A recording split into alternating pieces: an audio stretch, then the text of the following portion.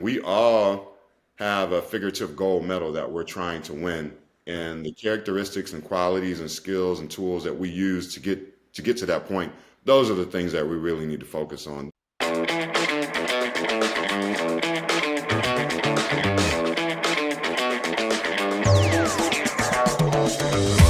Hello there, it's me, Steve Mellor, and welcome in to Growth Ready, the podcast that allows high performers to reveal the reality behind what it means to ready yourself for growth, the personal and professional challenges along the growth journey, while also allowing the high performance executive coach in me to satisfy his curiosity toward what drives optimal performance. On this episode, we welcome in Paralympic athlete and keynote speaker Lex Gillette, who understands the importance of creating the type of trust, communication, and feedback with those around us to ensure that when it comes to achieving true growth, we better be ready to invest in these kind of qualities to set us up for success.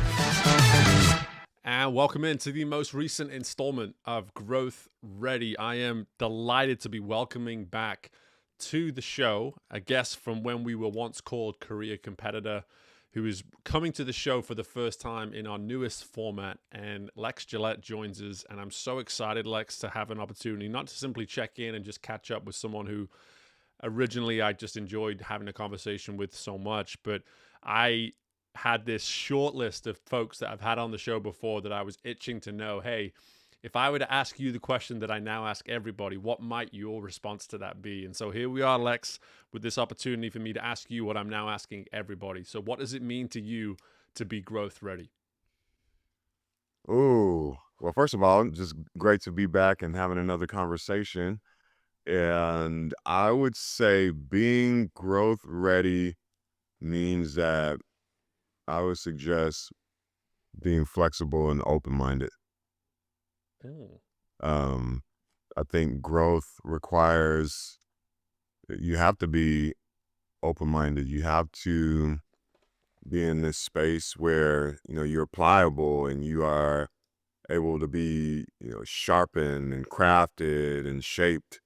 Because if you're not, it just makes it very, very difficult. If you're very, hard in your heart and not really willing to think about things differently or have a different perspective, it just makes it really difficult to realize that growth and development. It's a really interesting perspective because Yeah. it almost acknowledges that there's a preparation component of when growth opportunities, so to speak, come your way, that you need that flexibility, that open-mindedness to actually receive them, as opposed to like running towards them, which we do in specific ways. But what I'm hearing from you, man, in that answer is that, hey, we actually need to work on how we receive the opportunity as much as we almost run towards it. Am I getting that right? Yeah. Yes. Yeah. For sure. Yeah. For sure. And I just look at it from my perspective as someone who's blind. Like I have to be open-minded. I have to be Mm. flexible because, you just never know. When I enter into society, it's a totally different world. So Mm. I'm trying to figure out, all right, well, do I need to go here? Do I need to go there? Do I need to, take a step back? Do I need to, it's just so many different things that are running in my mind that helps me to get to, whatever that destination is, which essentially is that path of growth. Yeah, so I would love to now, the one thing I refuse to do when I have previous guests on is have conversations that we've already had, because it's like, hey, we're going to have the links to all Yeah. to when you were here previously, and people can go back and get the background of your story. I was actually just really delighted to even highlight some of it in my book as well. And for me, so much of what we discussed last time certainly would be relevant to bring up in any episode of the show, but what I really want to do here, man, is talk about what you're experiencing in the right now. Like what does growth in your world today look like? Where are you pursuing growth at the moment? When you look at just life as a whole, what are sort of the areas that you're focused on? I would say, I mean, from a professional standpoint, still in the speaker space, so going around and doing the talks and things like that. But really working on developing a program where I can spend a bit more time either one-on-one or in small groups and taking what I've been able to do in my career as a track and field athlete who is blind and taking folks through that day in the life, if you will. So Mm. if you were to be hanging out with me here in San Diego right now, we would go to the formerly the Olympic Training Center. Now we call it the Chula Vista Elite Athlete Training Center. And we would spend a couple hours, sometimes a half day, depending upon the group and their schedule, but literally giving you the opportunity to put the blindfold on that I wear when I'm competing Wow. and taking groups through, say, a 30-meter sprint, talking to them about that relationship between the athlete and the sighted guide. And there's just so many different parallels to what we do on a daily basis as athletes and what professionals are doing in the office on a day-to-day basis. So thinking about you put that blindfold on, I mean, you're walking around like, oh my gosh, like the trust factor is just, yeah, Yep. it's uncanny. So talking about trust, talking about communication, and not only just just us verbally speaking, but when I'm running with my guide, sometimes it's just little nuances and cues from a physical standpoint that we're able to, okay, like he gave me a little, he gave me a little push on my elbow, so that lets me know I need to shift to the left a little bit as we're running. Mm. The feedback aspect, he's talking to me, he's giving me these ideas and things that I can use to help navigate successfully from the start line to the finish line. And so being able to bring groups out here and go much farther in depth in those conversations is really huge because to your point, I mean, the focus of this conversation, growth ready, Hmm. it just helps people to be able to acquire a different type of perspective and take some, some practical tips and things from that time together to be able to hopefully help them in their own personal and professional journeys. Yeah, you nailed it with that word perspective. What you're describing here, by the way, like sign me up. That's This is, I'm thinking of so many of my own clients right now, and I'm like, good gracious, like if there is an experience that you can provide an individual that is going to truly shift their perspective, likely for the rest of their life, in a way to where they find an appreciation for what you're saying, trust, communication, feedback in ways unlike ever before. What it might be like to spend just an hour in your shoes, like never mind a day, never mind a week, just 1 hour, just 30 Yep. minutes, whatever it may be, to and the way you talk about the relationship with the individual that's running with you, I think that is, we have relationships like that in our lives. We're just not putting the kind of stakes and significance on them to the way in which, obviously, the details and the intensity with which your relationship in that moment Well, matters, because that is such a, you're not running slow. Like if anyone's ever watched this stuff, like you're running fast. You're certainly running faster than I can run. And so for me, it's like you got to have someone who's in shape. You got to have someone who's got the ability to communicate under pressure. And they, to your point, we are trying to get you from point A to point B as successfully as possible. So it's not just about refining trust, communication, feedback. It's doing it by acknowledging that we're doing it at the greatest of stakes as well, right? yes, yes. And now we were talking about it just now in the context of being on the track, running together in a Paralympic race. You have an athlete who is designated one lane. Your guide is designated the lane that is directly next to you, so that you are, you're running side by side. You're running in sync. Now, shift over to when we transition to another portion of the program, we talk about the jumping aspect, long jump, Mm. field events, where I don't ask the participants to jump by any means because we definitely thinking about safety. However, the biggest piece to it is in the long jump, the guide or caller, as we identify them, the caller stands at the takeoff board and they're clapping and giving you those audible cues. So Mm, for anybody who's competed in track and field, you know that in the field events, you have a certain number of strides that you take to get from where you start to where you need to take off from. And from there you leap or, throw the javelin and whatever it is. And but in the Paralympics, your caller, they cannot move. So mm, now the relationship changes a little bit because they're not beside you, they're in front of you or mm. wherever you have them positioned. That's your preference.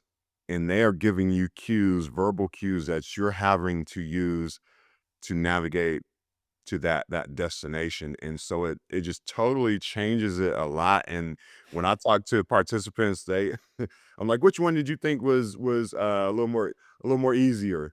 Um and excuse my grammar there, my mom would be mad. But which one Good. would you think is easier? Right. And they always say running on the track and running beside the person because they are physically connected. However, Mm, when you're on the long jump runway or triple jump or whatever it is, you're having to use those calls in a way and listen and run as fast as you can towards this person. And on the opposite side, when you think about the caller, you're having to provide these cues and not only just like being consistent mm. in those cues because once they stop providing sound, I don't know where to go. The runner doesn't know where to Right. navigate.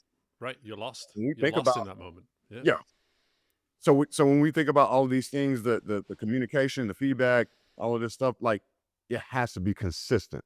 Mm.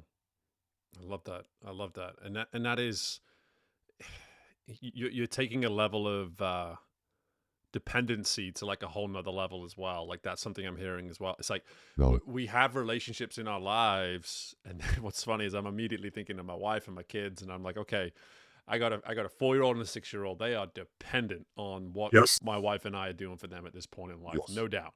However, my hope is that through that dependency, they are building higher levels of autonomy, higher levels of awareness, because I don't want to be doing the things I'm doing for them at 4 and 6, by the time they get to 15, 16, 17. However, your situation is so different. Your circumstances aren't changing from one day to the next. And so that level of dependency is an absolute extreme at all times, at Mhm. all times. And so like again, it makes me think straight away of just like, what relationships do I have in my life that could benefit from us almost leveling up that understanding of the dependency that we should have for one another, depending on the expectations for the outcome. Like, is it okay for us to build a level of a relationship where we literally are relying on the other one to bring the best out of us? Because that's what it comes down to, Lex. It's like you're looking for the ideal outcome, the perfect jump, the ideal run, to execute that step count perfectly. And so, again, it makes me immediately want to challenge every listener right now is like, whatever those goals that you may have in your life currently, respectively, who might those one or two people be that you need to start depending more on to get you to that level of excellence that you obviously, Lex, you're relying on it every day in practice, every competition that you go to, right? That is so true. And you made a really good point because as a parent as well, at 15, 16 years old, the expectation is that they'll be able to go out and, not be as dependent. And so for me, being in the sport for a significant amount of time, what is interesting is that, I have like 20 plus years Mm, now in track and field. And just as much as I depend on my guide and my caller, he now depends on me because again, mm, wanting to grow, to excel and to become better. That should be the goal for all of us in whatever it is that we do. And that's not to say that what we're doing currently is, might not, I wouldn't say that is bad by any means, but the goal should always be to become better, right? exactly. So now that I put these additional years in, things are changing. They've evolved. Competitors are, nipping at your heels and things like that. So my guide depends on me to let him know, hey, like, what are you feeling?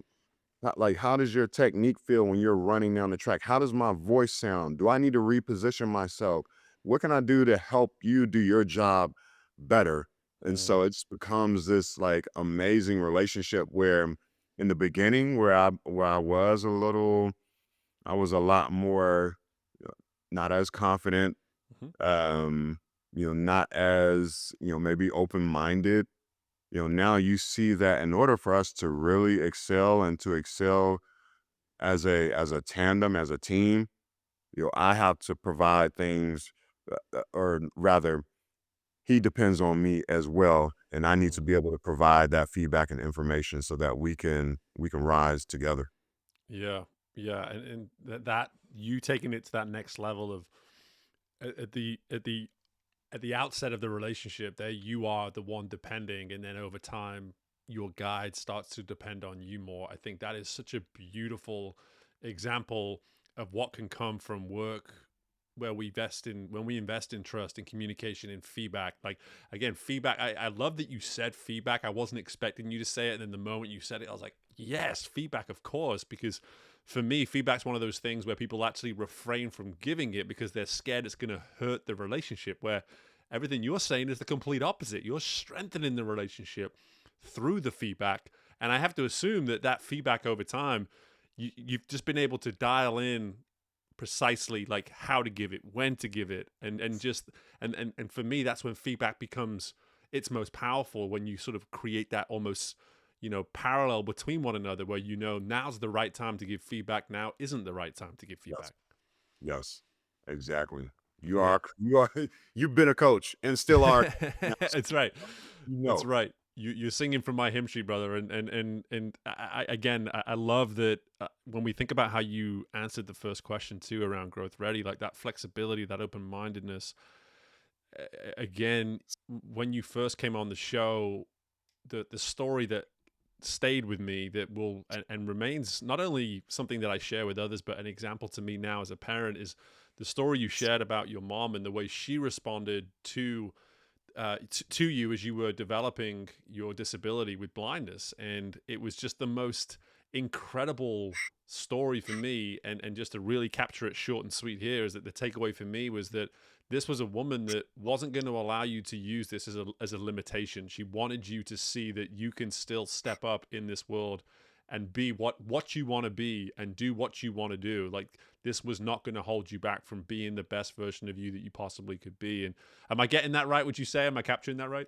You are Yeah. absolutely. Yeah. And so for me, like I took that lesson not only to share with others, but now as a parent, I think my goodness, like I want to make sure that any message I give to my own child is the same that your mom was giving you in such difficult circumstances. But where I was going with this, Lex, is that when you look at where you are today, how are you still relying on that same those same lessons that your mom taught you all those years ago when you first developed the disability? Like when you think about the growth that you're now pursuing, whether it be on the speaking circuit, whether it be with some of these ideas with workshops and working with others, as you still continue to pursue the level of athletics that you're pursuing, like how are you still relying on those same lessons from way back when? I had a conversation recently with someone and the the comment was made, well, we live in a sighted world, blase, blase, blah. Hmm. And I was thinking about it and I said, well, you know what? I would almost challenge that because I feel like we really live in a world that's blind. And our goal is to go out here in the world because we all have our experiences, our backgrounds, we know what we know. Hmm. But the pursuit should be to learn as much as possible. So there's so many things that we don't know, Hmm. which essentially I equate that to, all right, this is my opportunity to teach you to see your potential, to see what's possible. So circling back to your question around the things that, my mom helped me to leverage, I still continue to use those things and to build on those things because I know that in some way, some capacity, some way, shape, or form, I am opening another person's eyes and their minds to what it is that they can do and what it is that they can help others to achieve. And that just really like that lights my fire because I Hmm. don't like when I wake up every morning, I don't even think about not being able to have eyesight or use Hmm. eyesight. I'm just thinking about, all right, well, like what kind of positive change can I have today? Who's like what kind of perspective can I provide to somebody so that they can get 1% better? And it just circles back to all of those things that my mom helped me to understand and learn as a child, in addition to the teachers and counselors and friends and all these other these host of people who have helped me to become who I am. Hmm. Yeah, I like how you brought us to the idea of the 1%. It's like that 1% mindset of, and again, something as we've reframed this show a little bit. When you first came on, I think I was probably guilty of trying to almost push people towards this idea of, be excellent, achieve excellence, etc. And then I kind of had a little bit of a humbling process through as I grew my business, and I said, well, who are you to tell people like that excellence is the standard they should be? And what I kind of started to realize is that it's actually much more of a subjective state. Like excellence is, hey, in your world right now, whatever's going on, there is a way for you to aspire to be excellent. That when you look from the outside world looking in, maybe they would question if that's excellence. But Yes. at the end of the day, if excellence subjectively means to you what it needs to bring you into a mindset, now coming back to your point of, hey, if I'm aspiring to be 1% better in some capacity in one of these many lanes in my life each and every day,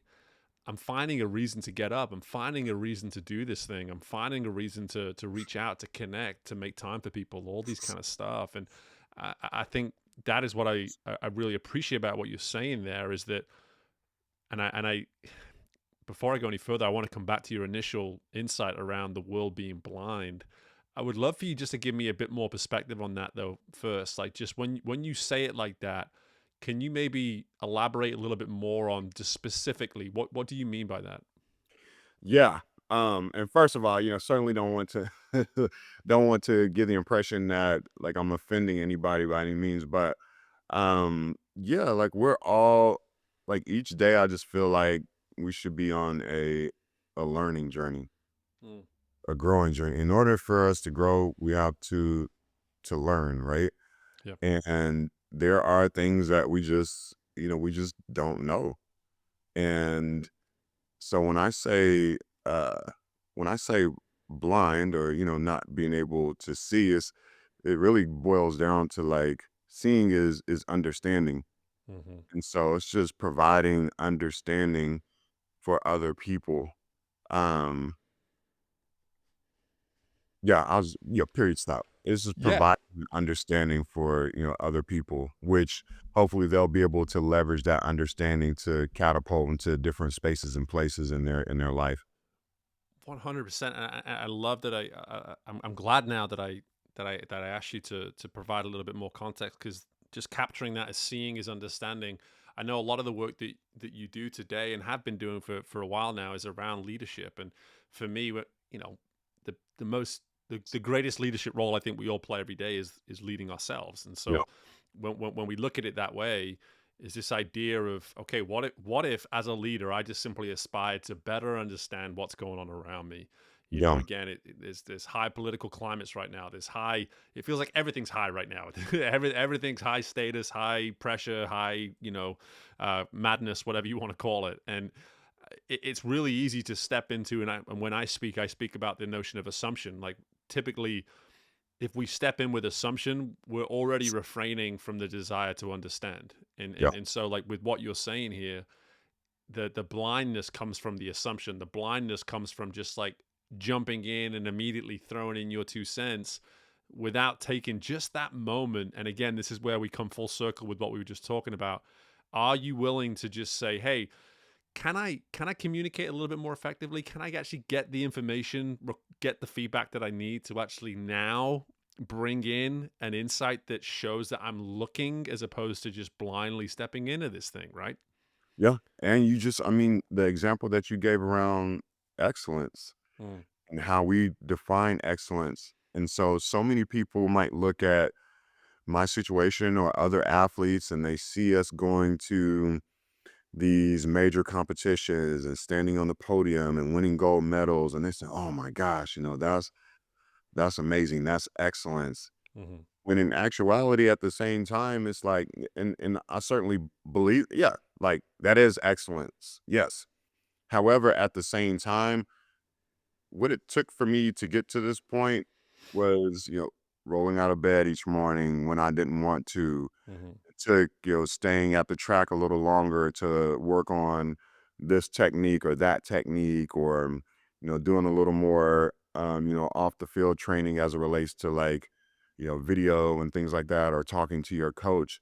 Like those are seemingly, small things that people overlook sometimes. And quite frankly, in our country, you usually just see like the triumph, Hmm. and you seldom get to see the full image of the journey that it took to get to that point. And I think that is where we really need to put a lot of focus, because yeah, I think a lot of people see the gold medals and all of the trophies and things like that, and again, play on words, they get blinded by that fact that, listen, we all have a figurative gold medal that we're trying to win.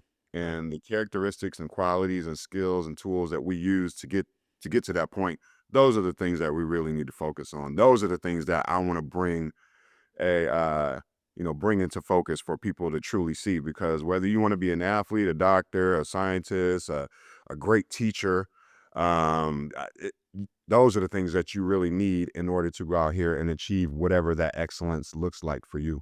Mhm. Yeah, the figurative gold medal, man. Like I couldn't agree more. And again, when you talk about some of the humility that I've received in the last few years, whether it be through business ownership, parenting, whatever it is, man. Some days my figurative gold medal is don't forget something. Like Yes. remember all of it. Remember it all. Don't forget it. Don't drop the ball. Don't leave a child waiting at somewhere where Yep. you're supposed to pick them up. All this kind of stuff, And like, and again, when we look at life that way, man, like we suddenly the sometimes getting out of bed or whatever it may be, it doesn't seem like the mountain to climb that it could do if we're comparing an action like, hey, getting out of bed before our alarm or a little bit earlier than we typically would. We don't look at that action now as so significant, or not significant. We don't look at it as something that is so massive because we're not comparing it to some outrageous outcome. We're just saying like maybe the goal today, because I'm not feeling it. And trust me, I've been the athlete, I've been the coach, you are the athlete. It's like there are so many more days where you're not feeling it than you are feeling it. And to your point, we don't discuss that enough, especially Uh, when it comes to elite level sport. For sure. For Yeah. sure. For sure. Um, I want you to talk more about the journey now. How do you stay in that mindset of, hey, this is the journey. I'm not gonna, because again, you're always working in seasons, you're always working in cycles as an athlete. It's so easy to suddenly get distracted by that next major competition that's coming up, or that, maybe you start thinking too much about that previous competition that didn't go the way you wanted, and you start focusing on things that maybe go against a process that's good for you, whatever it may be. How does Lex Gillette stay in his journey and not get distracted by other things? I think just knowing that, it takes time. And so these things that we want to say achieve in life, when you think about them in their just in the pure form of a medal, a competition, that can be very daunting. Hmm. And we're certainly seeing a lot of information now around, mental health and how that affects us, and um how that can affect the decisions that we make. And so, I literally am just like, all right, listen, this is a 4-year journey. Mm, I can't do everything to get on this podium in one day. mm, I have to literally break this down into smaller chunks, smaller pieces, smaller steps, so that we can get to the point of, potentially going to a competition and getting on that podium. So a lot of it is, you sit down with your coach and you break down the journey. You talk about what we're going to do for this 4-week cycle or that 4-week cycle. All right, these 4 weeks we're purely just going to focus on speed. mm. So when you come out in here on Monday, this is what we're going to do. The first 45 minutes, you're going to warm up. The next 30 minutes, you're going to do your A, B, C, and D. Then we're going to cool down. You're going to go grab a smoothie, get some lunch, take your little break. Then we're going to head to the weight room. We're going to work on squats. We're going to work on power cleans. We're going to work on core. And in that moment, I am just in that moment working on those things. So if I'm doing a squat workout, for example, that is my competition for the day. I'm Mm, purely present and focused on that, listening to my strength and conditioning coach, trying to ensure that I am doing the things that he's telling me to do and making sure that I do them well. So that when I leave from training and I go home and I get my dinner and I'm sitting on my couch, I can say to myself, you know what, I won the day. mm, And then when I lay my head down at bed at night and kiss the fam and pray and all this all of these other things, when I wake up the next morning, we we circle back to the beginning and we say, mm, hey, this is another opportunity to essentially make a deposit in the bank. yeah. And next thing you know, I mean, when you stay focused like that, you eventually get to that fourth year.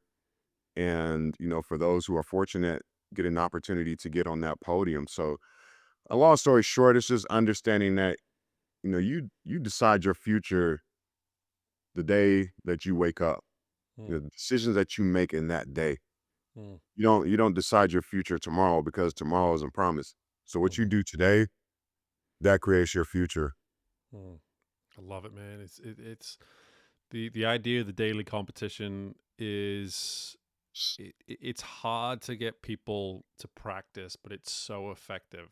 And again, it's I think it's because we come from sports. I think it's easier for us to sort of grapple and get our heads around this notion more than it is for those that maybe don't have that background. And it, I say it with clients all the time that it's like, hey, if we can just look at it as a scoreboard every single day, and there's only 1 point up for grabs every single day, and it's between you and the day. That's it. It's that they're the only two competitors that show up every single day. And can you get it? Can you get the score? Can you come out on top?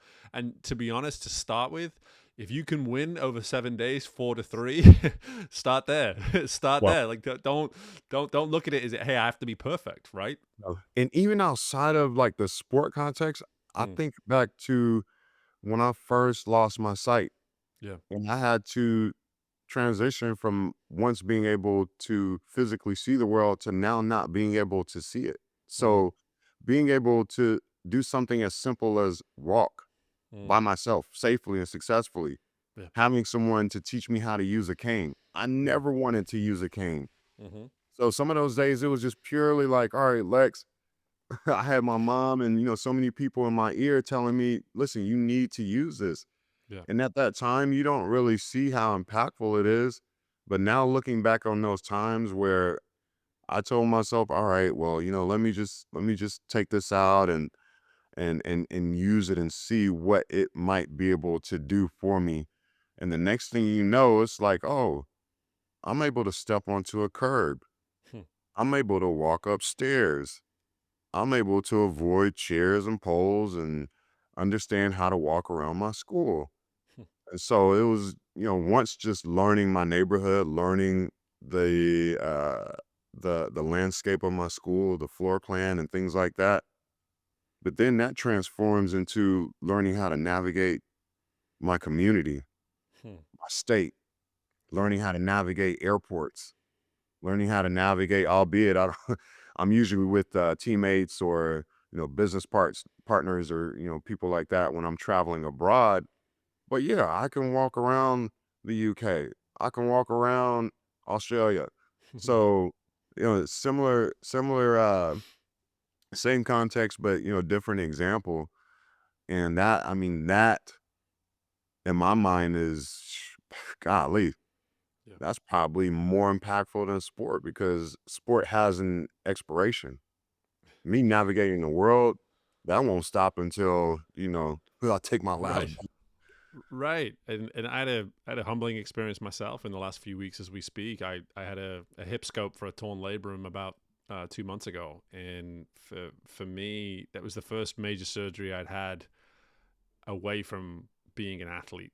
So to Yeah. speak. I try to consider myself an athlete still, you know what I mean? But with no expectations for time of recovery and all this kind of stuff. And for me, and again, it's the first time I had a major surgery with two kids at home and a wife and all this kind of stuff. And you suddenly quite quickly just go, hey, like whatever you can do better today than you did yesterday, you kind of have to live with that, Steve. Like you can't expect more. You can't expect to accelerate this process. You can't expect to just switch off life and just make everything about your rehab and nothing else. Like, because life is going to go on. When you can start to contribute more around the house, you're going to be expected to contribute around the house. And so Yeah. like that, it's just, you learn how to just compartmentalize in ways unlike ever before and just say, what is the win? What's the win that I'm getting today?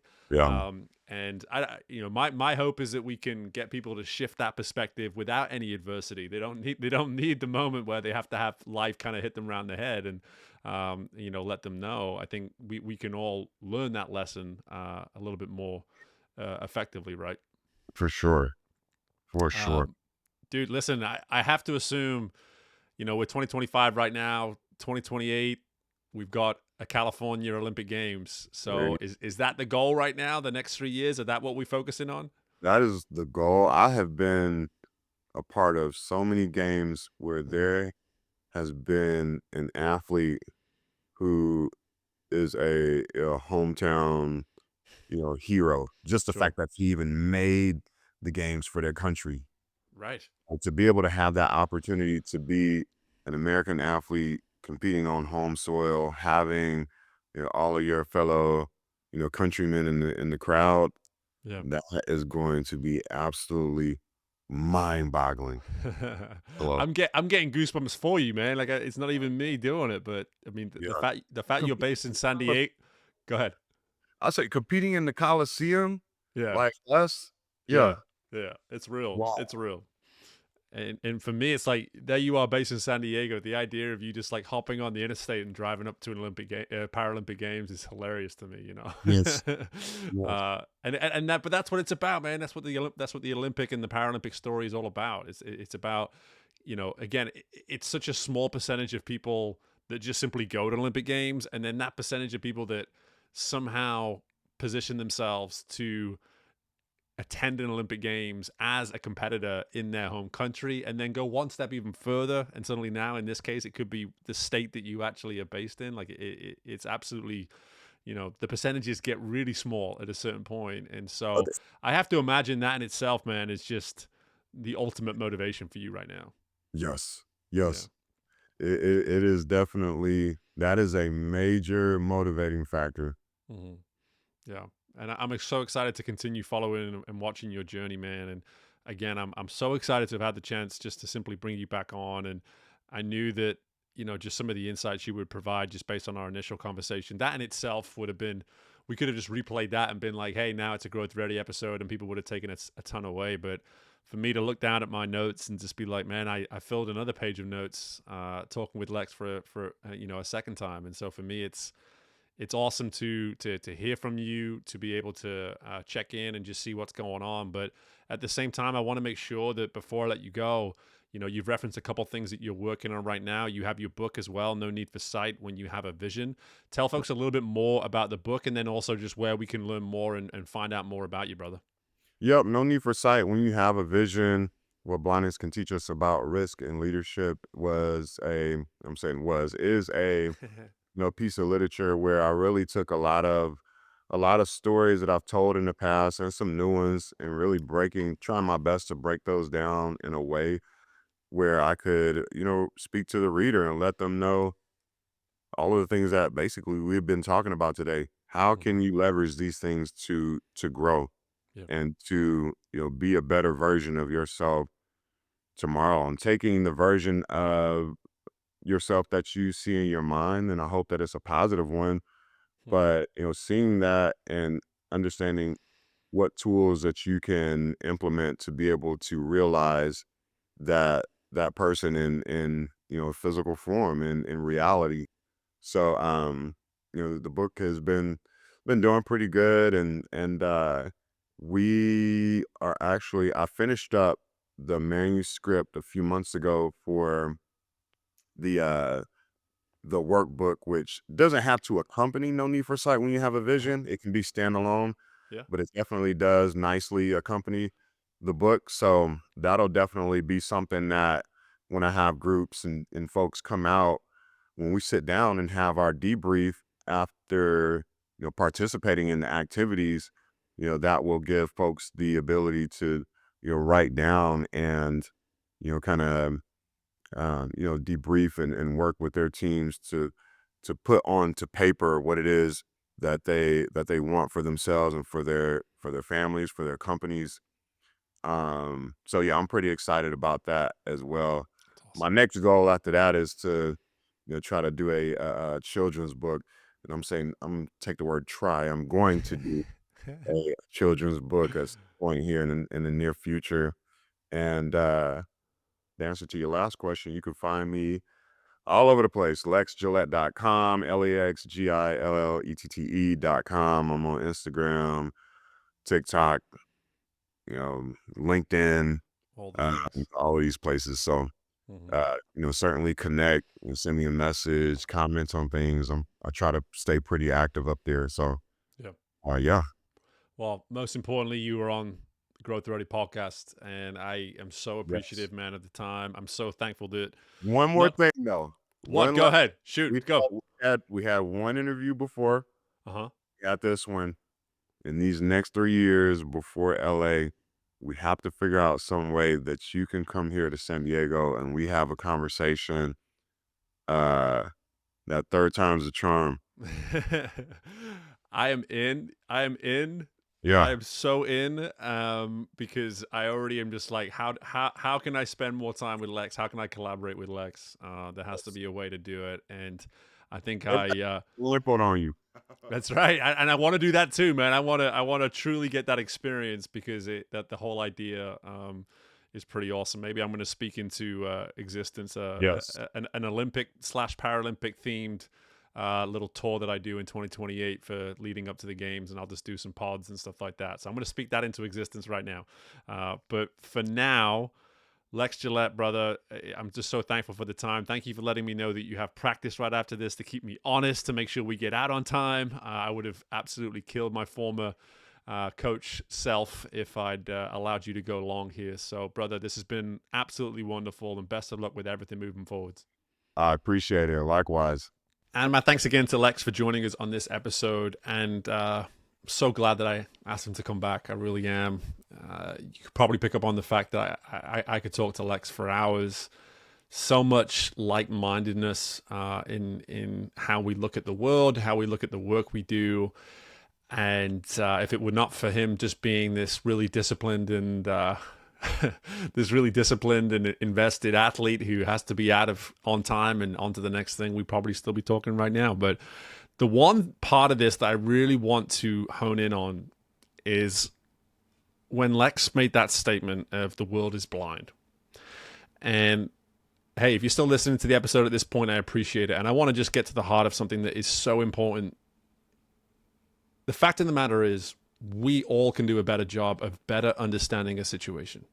Even if you're someone that considers themselves self-aware, willing to understand, willing to take the time to ask questions, I get it. I do that all the time. But even still, I am guilty of stepping in too soon, sharing my insights too soon because I don't have a good enough understanding. The more we can individually own the problem that this is creating, the more we can all be part of the collective solution. I really hope you hear me loud and clear when I say that. Take the time to ask the extra question.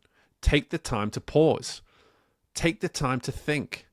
Try to see it from the other person's or the perspective of another, just for a moment, and it's going to help you step in with greater understanding and be of greater value, greater impact, and be met by someone in a certain situation that is going to better listen to you because you took the time to better understand. It is such a valuable practice. It is something we can all do better. And over time, through podcasts like Growth Ready, I hope we can be part of the solution when it comes to equipping ourselves with the type of knowledge and understanding we need to be of greater value and to be of greater impact.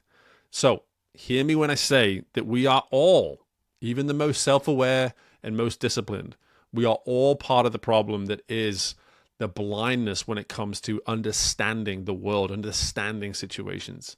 And we all could do a better job of just simply intentionally being part of the solution and going to get greater understanding. So I really do appreciate that very valuable, very significant, very relevant, especially in the middle of 2025, an incredibly relevant insight courtesy of Lex. So much more value from our conversation, which I'm sure you can agree. But in the meantime, folks, make sure you're subscribing, make sure you're sharing episodes like this with folks that you know can stand to benefit from this kind of content, and make sure you're leaving us a review. With the 5th star is really the only star you need to consider, whether it's Spotify or Apple. We do believe that we're worth it. And as always, best of luck in anything and everything that you've got going on in your world, and I look forward to doing this again with you very soon. Bye for now.